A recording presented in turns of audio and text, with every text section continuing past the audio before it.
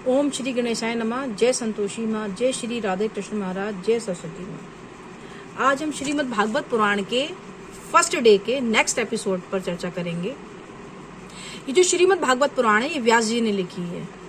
व्यास जी ने जो पूरे 18 पुराण व्यास जी ने लिखे हैं, वेद लिखे, उपनिषद लिखे, महाभारत लिखी, ये सब व्यास जी ने ही लिखी है। तो जब व्यास जी 17 पुराण लिख चुके थे, वेद लिख चुके थे, उपनिषद लिख चुके थे, तब भी उनका मन व्याकुल था, संतोष नहीं था, परेशान से रहते थे। तो एक बार नारद जी उनसे मिले और पूछे कि व्यास जी आपने तो कितने अच्छे अच्छे काम किए हैं, कितना कुछ लिखा है आपने, उसके बावजूद भी आप खुश नहीं है, क्या बात? तो व्यास जी बोले पता नहीं, मन बड़ा परेशान रहता है, मन खुश नहीं रहता, इतना कुछ लिखने के बाद भी संतुष्टि नहीं है जीवन में। तब नारद जी कहते हैं कि आपने जो कुछ भी आज तक लिखा उसमें कहीं पर भी हमारे प्रभु का वर्णन नहीं है, उनकी लीलाओं का वर्णन नहीं है, भक्ति का वर्णन नहीं है। तो जहाँ भक्ति रस नहीं है, जहाँ श्री कृष्ण की लीलाओं का वर्णन नहीं है, वहाँ कैसे संतोष मिल जाएगा? भला ही आपने इतना कुछ ज्ञान की बातें लिखी, लेकिन भक्ति के बारे में तो लिखा ही नहीं। तो ये तो ऐसा ही हो गया जैसे घर के बाहर बहुत सारी आपने लाइटें लगा रखी हैं, झालर लगा रखी हैं, दीपावली पे तमाम कैंडल लगा रखी हैं, दीपक जला रखे हैं, और घर के अंदर आपके अंधेरा पड़ा है, एक मोमबत्ती भी नहीं जल रही। ये स्थिति है कि आपने ज्ञान की बातें तो बहुत लिखी, लेकिन भक्ति के ऊपर, हमारे प्रभु की लीलाओं के ऊपर उनका कोई वर्णन ही नहीं किया आपने। तब व्यास जी को बात समझ में आई, बोले हाँ शायद इसलिए मेरे जीवन में संतोष नहीं है। फिर उन्होंने श्रीमद् भागवत पुराण, 18वां पुराण श्रीमद् भागवत पुराण लिखा। जो श्रीमद् भागवत पुराण है वो शिव कृष्ण जी की भक्ति है, सिर्फ टोटल कृष्ण जी की भक्ति पर बेस्ड है। ये सिर्फ कृष्ण जी की भक्ति है। जितना जाते जाओगे, गहरा जाते जाओगे, भगवान की कृपा पाते जाओगे। व्यास जी कहते हैं कलयुग की जय हो, कलयुग की जय हो, कलयुग की जय हो। तो नारद मुनि कहते हैं कि कलयुग की जय बोल रहे हैं व्यास जी आप?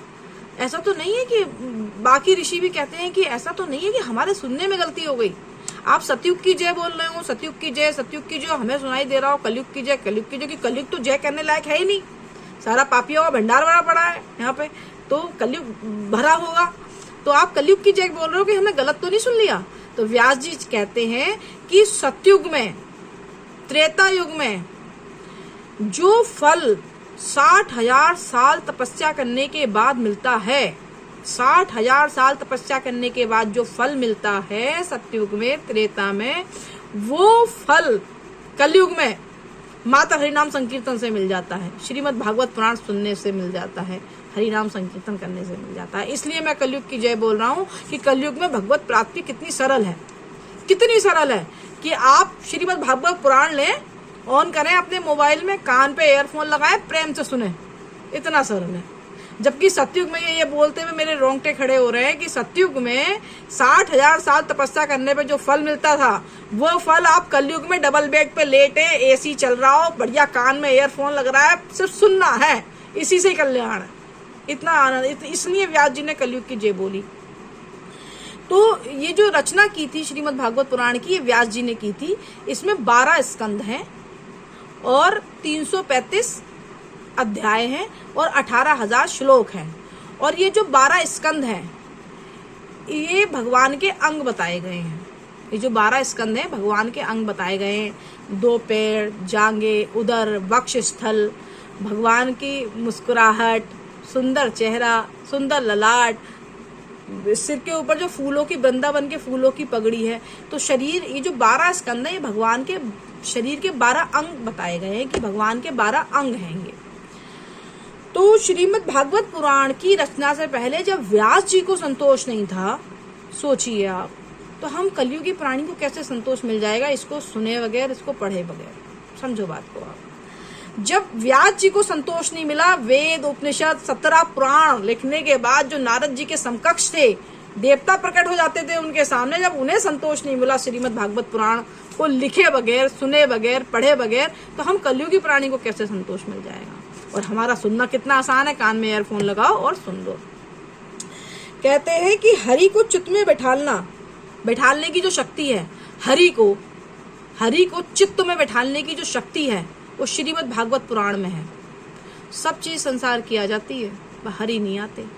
80-90 साल जीने वाला आदमी कितनी बार जन्म लेता है, धरती पे आता है, टाटा बिरला बनता है, अंबानी बनता है, अपार माया कमाता है, लेकिन चारों धाम नहीं कर पाता देश के कौन से 4 धाम? द्वारकाधीश गुजरात में, उड़ीसा में जगन्नाथपुरी, उत्तराखंड में बद्रीनाथ जी, और उधर चेन्नई की तरफ रामेश्वरम जी। लाखों करोड़ों रुपए कमाने वाला व्यक्ति चारों धाम करे बगैर शरीर त्याग देता है अपना, नहीं जा पाता, माया में फंस जाता, नहीं जा पाता। तो कहते हैं कि हरि को चित्त में बैठाने की एकमात्र जो शक्ति है वो श्रीमद् भागवत पुराण में है, और स्वयं व्यास जी को सुकून नहीं मिला था भागवत जी को लिखे बगैर, तो हम जैसे प्राणियों को, तुच्छ प्राणियों को कहां से मिल जाएगा।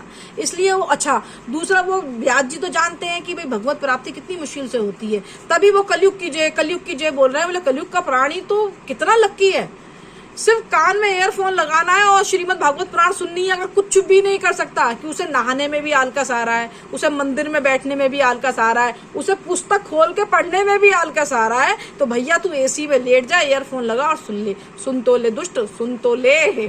तो ये जो है इतना इसको बताया गया। तो अच्छा, अब आगे चलते हैं कि क्या होता है कि नारद जी एक दिन विचरण कर रहे थे, घूम रहे थे इधर उधर, तो उन्हें एक बुजुर्ग महिला मिली जो विलाप कर रही थी, रो रही थी, दुखी थी।